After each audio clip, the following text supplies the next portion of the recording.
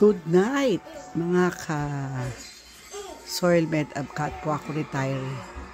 So, malapit na pag 12 midnight dito sa Canada to celebrate Christmas. Eto, this is how we celebrate Christmas here. Small family lang kami, yung 4 kong anak at saka yung mga apo ko. Yun. Ganyan. Napakagulo na kasi punong-puno ng gifts. Lahat dyan ay galing sa listahan nila. Marami silang request. Parang nagre-request sa radyo. Tingnan nyo, ayan. Halos lahat kanila yan. Kasi araw-araw, maliban ba doon sa mga binuksan, hindi ko maintindihan kung saan magsisimula sa dami. Yung aming nativity, Christmas tree, with golden balls.